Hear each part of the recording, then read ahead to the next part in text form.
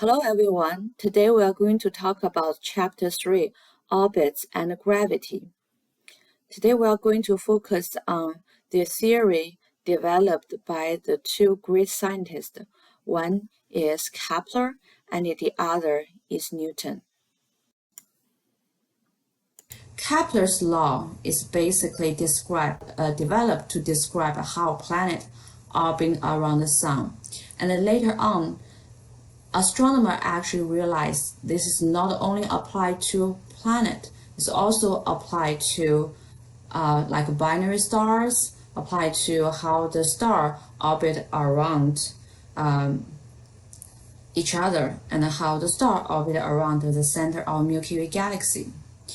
So that is basically Kepler's law can describe the motion of objects that is basically dominated by the force of gravity. There are three Kepler's laws. The first Kepler's law is the orbit, because Kepler first developed his law using the planetary system, the planets and the sun. So it actually talk about the planetary orbits are ellipses, sun at one focus. You may more familiar with circle, right? The circle has just one center. So any points on the circle, the distance between the center and any point on the circle is constant, which is the radius of a circle. Circle is a special case of ellipse, and our more general ellipse is just like an oval. A more general ellipse, instead one center ellipse have two focus points. So if you use ellipse to describe the orbit of the planet, and the sun will be at one focus.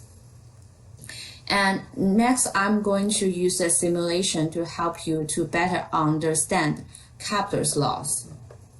You can see in this simulation, I will start first with the Earth's orbit around the sun.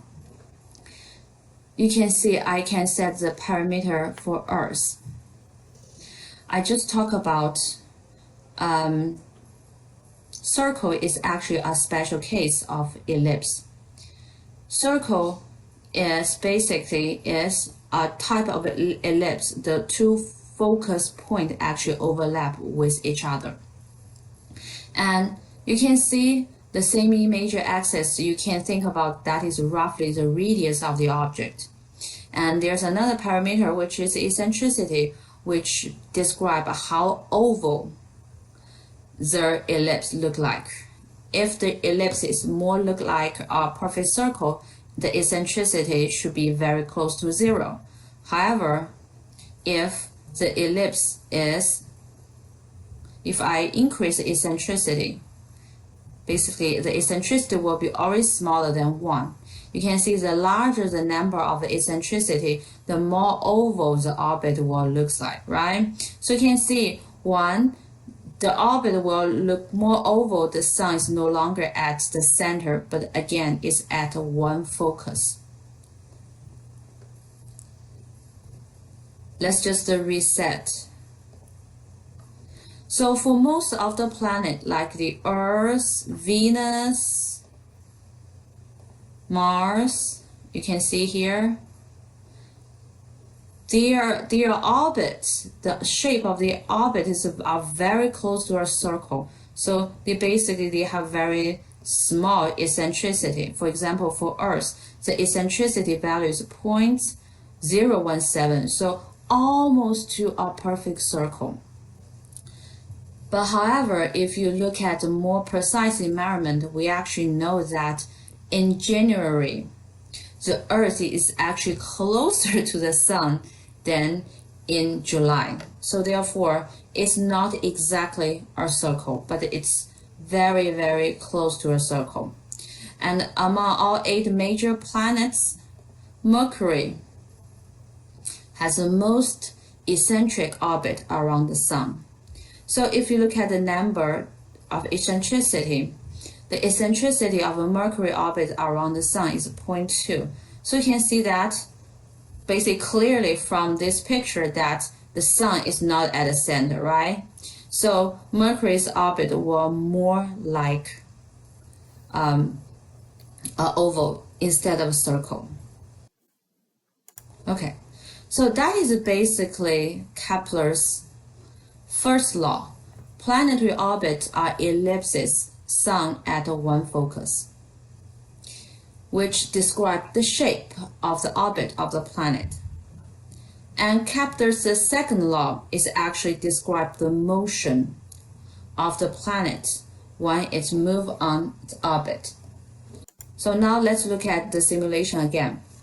In order for you to actually get a better understanding on how the change of the speed of the planet object when it's moved around on its orbit, I will just make the orbit more oval to 0.07. So I will just make animation read a little bit slower so you can have better observation of the speed of the planet orbit around the sun in a very oval orbit. I'm going to start the animation. I want to ask you some question by keep the animation going. When you look at the speed of the planet orbit around the sun, does the planet maintain a constant speed? Are they move at the same speed when they orbit around the sun? Probably not, right? You can see at some location the planet actually moves faster, and in other location the planet actually moves slower, right? Then I want to ask you, which location on the orbit the planet actually moves faster, and which location on the orbit the planet actually moves slower? You may find that when the planet gets close to the sun, right, the planet starts to move faster. And when the planet is further away from the sun, the planet moves slower, right? So that is basically Kepler's second law. The closer the planet to the sun, the faster it moves in the orbit. And the Kepler's third law is actually also have something to do with the motion of a planet on its orbit.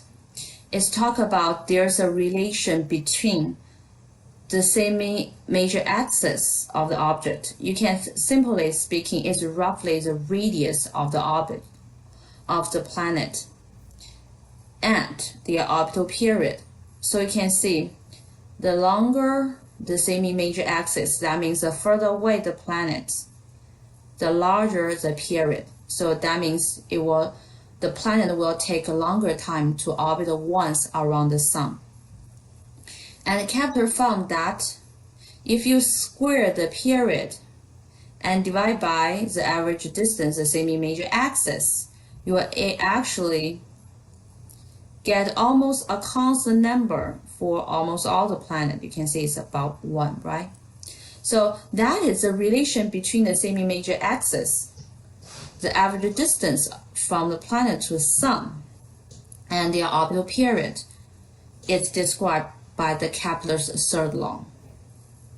I know, remember the Kepler's laws may not that be easy, and I actually found a very interesting video. Is actually very interesting.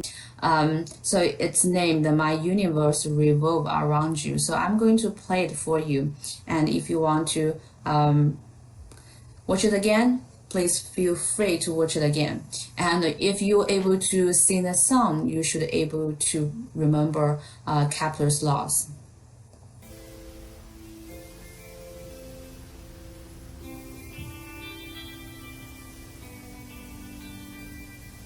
Girl, your mess is heavily attractive. I orbit you because my movements are reactive. I'm spherical, a miracle. The data is empirical. Defining you must have been a planetary miracle. I never seen a girl so fiery and gassy. Mile out in the darkness, storm. My girl, a classy, a lassie, a lady. She's got me feeling crazy. I'm spinning while I'm grinning on my axis, feeling lazy. The closer that I get to you, the faster that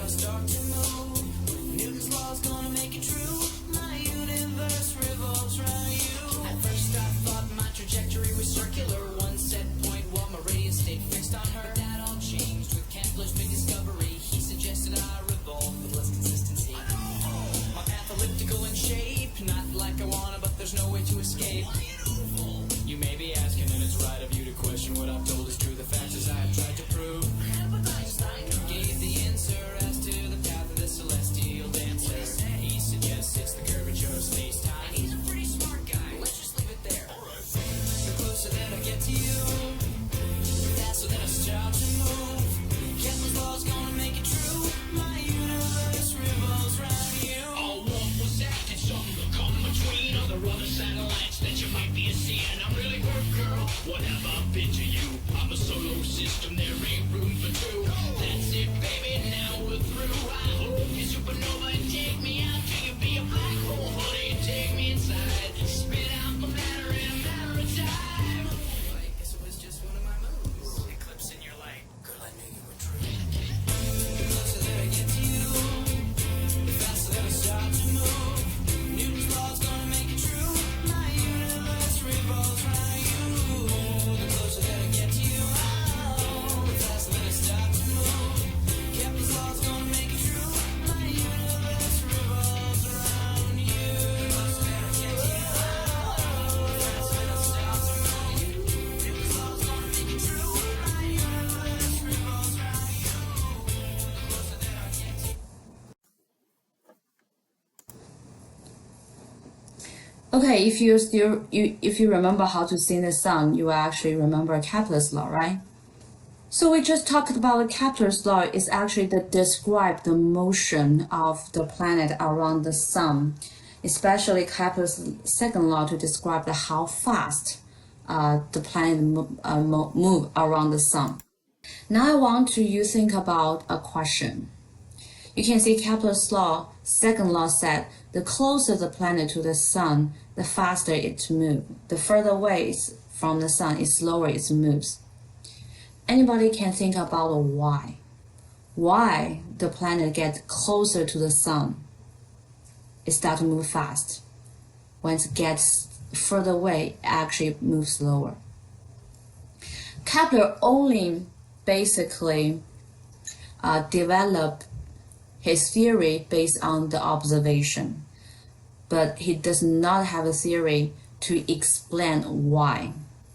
The reason why the planet behaves like this on its orbit, changes speed when a distance change away from the sun, is actually explained by Newton's law of gravity. So we'll talk about Newton's law of gravity later, just give you a brief idea. So Newton's law of gravity talking about the closer the two objects, the larger the force of gravity. The further away the two objects, the smaller of the force of gravity. So therefore, when the planet is closer to the sun, the gravity between them is stronger. So that's why it actually can move faster. Just like you exert a larger force to push an object, you can make the object move faster. Since we just mentioned about Newton's law, let's look at the Newton's great contribution other than the law of gravity. So we'll look at the detail of Newton's law of universal gravity later. The greatest contribution from Newton is Newton's law of motion, which basically connects between the motion of the object and the force. So there are three laws of Newton's law of motion. The first law is talking about objects continue to be at rest or move with a constant velocity unless acted upon by an outside force. And we'll actually have a lot of examples in our everyday life. So for example, if you're a chair or anything that is nobody push it, it will remain at rest. There might be not a lot of examples about the constant velocity when there's no outside force. But imagine if you ice skating on ice, which basically have almost a very, very small friction. And once you are in motion, it will just move without anybody even touch you or push you. So that is Newton's first law. Newton's second law is talking about how the force can change the way of the object that is already in motion, or the motion status of the object. When an outside force is acting on an object, it actually causes an acceleration for an object. For example, if you have a rolling chair on the ground, if you want to make the rolling chair start to move, you probably push the rolling chair like a shopping cart. It will start to gain speed gradually. So that's how we talk about is actually accelerating. So the acceleration always associated with a force. And Newton's third law is a little bit harder to understand, but it's actually everywhere. So it's talk about for every action, there's an equal and opposite reaction. I can just give you some examples of Newton's third law. For example, if you push your hand on the wall, you know you are exerting a force on the wall because you push on the wall, right? But at the same time, the wall is actually pushed back to you. So this way, it actually supports you. Instead, if there's no wall, when you want to push the air, you will probably fall because there's no reaction force to support you. The second example I can give you is that if you really don't like somebody, you really want to hit him very hard on his face. Remember, when you hit something really, really hard, the harder you hit, the more pain you will get back on your fist. Because at the same time you exert a larger force, the same amount of force, remember, the same amount of force is equal, but the opposite direction will exert on your fist. So the harder you punch, the harder the object will kind of punch back. So the more pain you will feel on your fist. And Newton's third law is actually very, very useful.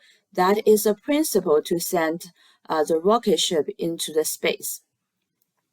So usually the rocket ship will bring a lot of fuel with it. When the rocket ship pushes this fuel out, at the same time, remember action and there's always an equal and opposite reaction. Those fuel actually will exert the similar amount of force, but it's push the rocket ship up. So that is how they control how the rocket ship actually take off, as well as how they actually able to travel towards a different direction in the vacuum in the space.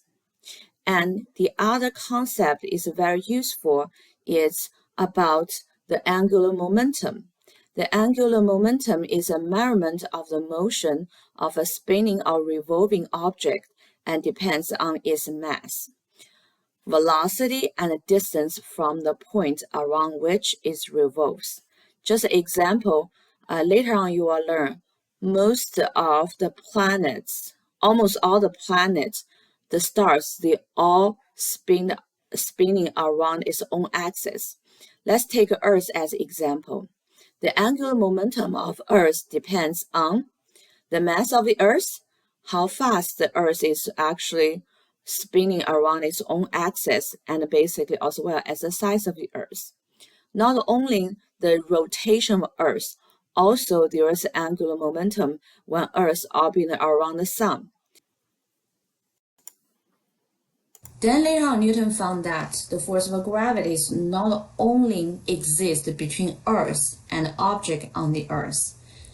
He actually found that the gravity exists between any two objects that had mass. So, for example, it could be you and the table, and you and your computer, like you and your mom at home.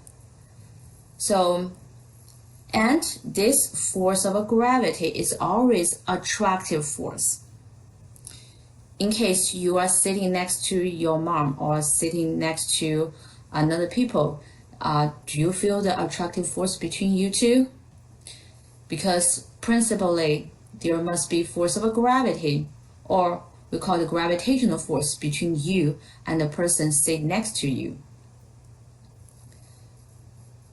and you probably cannot feel the attractive force, right? But it does not mean if you cannot feel it, it does not mean it does not exist. It actually exists, but it's very, very, very small. That's why you cannot really feel the attractive force. We'll explain that when we take a look at the formula to calculate the gravitational force. This gravitational force is proportional to the product of their mass divided by the square of the distance between them. So gravitational force between any of the two objects equal to G, uppercase G, which is a gravitational constant, times m1, which is the mass of the first object, m2, mass of the second object, divided by r squared. R is the distance between those two objects. And let me explain you some number, the reason why you cannot find the force of gravity between you and your computer, or between you and your mom at home, or anybody else at home. If you look at the typical mass of a person, like 75 kilogram, okay? Even if you multiply another 75 kilogram, you get about like about 5,000. However, if you look at the gravitational constant, it's a 6.67 times 10 to the negative 11th power. So this gravitational constant is actually very, very, very small. So 5,000 times that such small number, the force is almost like nothing. So it's so small that you cannot feel the force. However, this force will not be trivial if you replace the mass by the mass of the planet or the mass of the Earth's mass is about 6 times 10 to the 24th kilogram, and the Sun's mass is 3 times 10 to the 30th kilogram. So that's why the very small gravitational constant multiplied by a very high, large value mass of planets and stars, you will definitely have a very strong force of gravity. The force of gravity is strong enough that keep all the planets orbiting around the sun. So this force of gravity, because it's a universal force of gravitational force, is applied to between any two objects. So later on, you may know there are some binary stars, they orbit around each other. So there are also gravitational force and make them orbit around each other. Now I want you go ahead to get a close look at this formula. Because there's a lot of variables, mass and distance. We'll look at how force will change depends on the change of the mass and distance.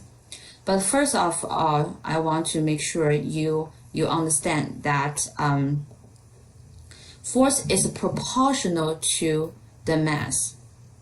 So therefore, if the mass increase, the force will also increase. For example, if you talk about the gravity between the sun and the earth and gravity between the earth and the moon, of course, if you only look at the mass, the force between the earth and the sun is larger. So if you increase the mass, the force will increase. Now, more specifically, I want to ask now, if one of the mass, for example, mass 1, become twice, okay, 2 times, and how many times the force will become? We know at least the force is become larger, right?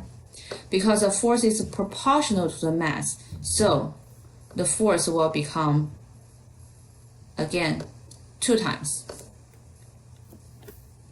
So basically, how many times the mass increase will result the same change for force. Mass become 2 times, and the force will also become 2 times. So on the other hand, let's look at how the force depends on the distance between 2 objects. You can see the distance squared is actually in the denominator of this equation. If the distance gets larger, so the 2 objects are further away from each other, the force will actually decrease. So with increase of a distance, then the force will decreases. Okay. Is that clear? So that is inversely proportional to. Now I want to ask a question. If the distance becomes 2 times, how many times the force will become? But first of all, we at least know that with the increase of a distance, the force will decrease. So I will just give you some choice. Will the force become half? Will the force will become 1/4? And will force become some other fraction? And think about that. And some of you may think about the force will become 1/2. Because you can see you have 2 and 2 on the denominator. So if you have a 1 divided by 2, you have a 1/2. So the force will become a 1/2. However, that is not correct. You haven't finished the entire calculation because remember, you actually, it's not just the r on the denominator, but you have what you have here is r squared on the denominator. So therefore, anything happen to the distance, you have to take square, then take inverse. So for example, if the distance become twice, so you will first take 2 square, which is 4, then take the inverse. So instead, so this is not half. If the distance become twice, the force will actually become 1/4, become a quarter. Do you remember that? So anything happen to the distance, you're gonna have to square it first, then take inverse. You will get the force. And just let me ask you another example. If the r becomes 3 times, then you first take 3 squared, which is 9, then you take inverse. So that means the force will become 1/9, right? Now, let's go towards the different direction. How about if the distance just become half? Okay? What will be the force become? So you first take square of 1/2, which is 1/4. Then you inverse it. So basically 1/1/4, you will get 4. So the force will become 4 times. So that is basically the mathematical perspective of Newton's law of gravity, the gravitational force. Now, let's us just look at a little bit on how Newton's law of gravity can explain the behavior of the planet orbiting around the sun. So basically, can explain Kepler's law.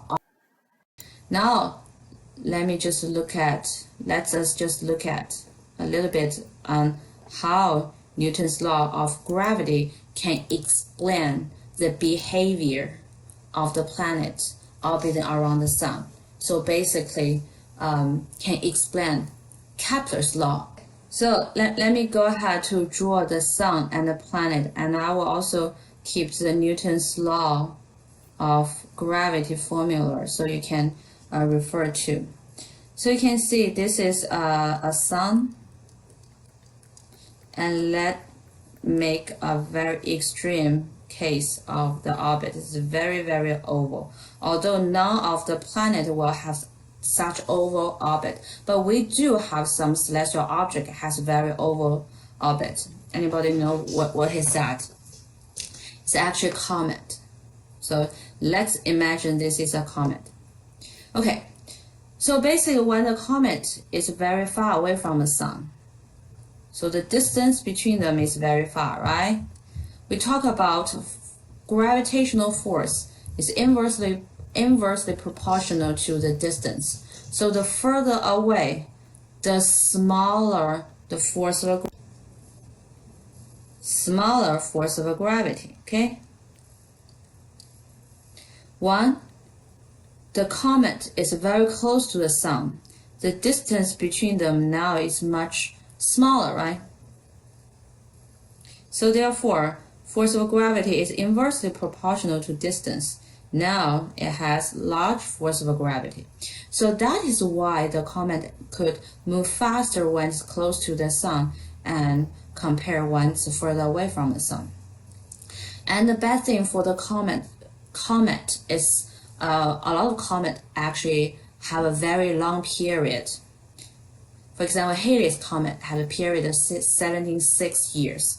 So we're able to see the comet every 76 years. There was even some other comet that had even longer period.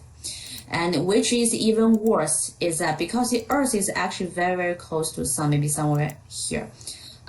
So therefore, we are only able to see those comets when the comet is very close to the same time. The comet actually travel much faster when it's very close to the sun. So they will actually go over this part of orbit in a very, very short amount of time. Then it will travel slower and go over the rest of the orbit at a very low speed. So for a much, much longer time. So therefore, that's why we need to wait a lot of years to see the comet. Because when they get close to us, they actually travel faster. So they will not stay very long in our vision. As I just talked about, Kepler's law are actually a consequence of Newton's law. Newton's law is the driving force behind the motion of the planet around the sun. Now, actually, because of Kepler's law are the consequence of Newton's law, we can combine Kepler's law and Newton's law of gravity. We can actually kind of rewrite Kepler's third law, which will enable us to determine masses of the star in the system. For example, M1 and M2, here is the M1 and M2 defined. You can define in the Newton's law of gravity. If you still remember, A is what they call the semi-major axis. For most of the planet in the solar system, this is the average distance from the sun and the planet. P is the orbital period of the planet. So therefore, by observing the orbital period, basically that is how long the planet orbits around the sun once, as well as the measure distance from the planet to the sun, we're able to calculate out the mass of the system. That means the mass of the sun together with the mass of the planet. And finally, let's take a look at the orbits in the solar system, as well as satellites and spacecraft. If you remember from the simulation that almost all the planets, the major planets orbit around the sun, it's pretty much very close to a circle. However, we also mentioned that there are some objects that actually have more oval orbits go around the sun. For example, we know that Halley's Comet has a very oval orbits.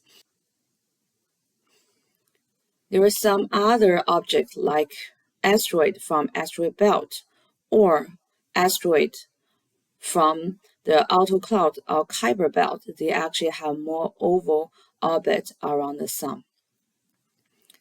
Other than the natural object orbiting around the Sun or the natural moon orbiting around the Earth, we actually send a lot of satellites into the space for all kinds of purpose.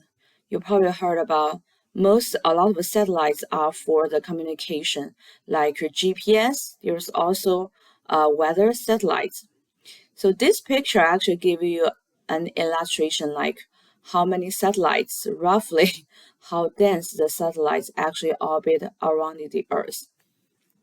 So the satellites, so in this chapter, we actually use the satellites only for this man-made object that's orbiting around the Earth. And we're going to use the moon for all the natural like objects orbiting around a planet. So how are you able to launch a satellite? We mentioned that in Newton's third law that you need to have a very big thrust force by expel the gas to lift the rocket ship up. So why we need such high speed in order for the satellite to orbiting around the Earth? Because imagine if you have a magic hand, you can exert whatever force you want to throw an object. Most often, if you try yourself, if you throw an object in the horizontal direction, the object will actually follow or curve downwards. It will actually hit the ground of the Earth. However, if you increase the speed a little bit, the object will be able to fly a little bit further away. But eventually, it will also hit down the Earth because you can see this curve was made because of the gravity. The curve, the trajectory will still lead to the surface of the Earth.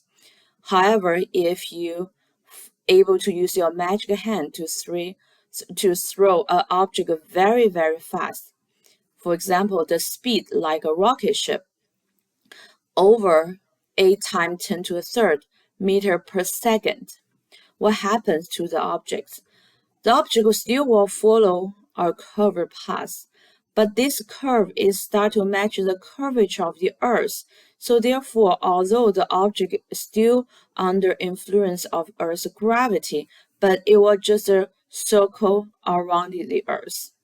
That is the reason we actually need to launch a rocket ship at a very high speed to go over this speed of 8 times 10 to the third meter per second in order to send a satellite into the orbit. So the satellite will orbit around the Earth without actually hit the ground. At the same time, you also may have heard about, we also send some spacecraft that escape the Earth's gravity. So the spacecraft can either travel to the Mars, the Jupiter, or travel to other direction, travel to the Sun. In order to escape the Earth's gravitational pull, the rocket ship need to be launched and reach what we call the escape speed. So escape speed is even larger, is about 1.1 times 10 to the 4th power meter per second. As long as you can send our spacecraft that is at a speed larger than this escape speed, the spacecraft won't orbit around Earth. Instead, will escape the gravitational pull of the Earth, and it will send into the space. And depends on which direction you want it to go. That is all what I want to talk about for Chapter 3. In summary, in Chapter 3, we talk about the Kepler's laws, and as well as Newton's laws, Newton's first law, second law, and third law. And we also talk about Newton's law of gravity, how the force depends on the mass of the two objects as well as the distance between the two objects. Finally, we briefly talk about the orbits of the planets and other objects in the solar system, as well as how fast you need to send the satellite or spacecraft into the space in order for the satellite to orbit around the Earth, for the spacecraft to escape the gravitational pull of the Earth.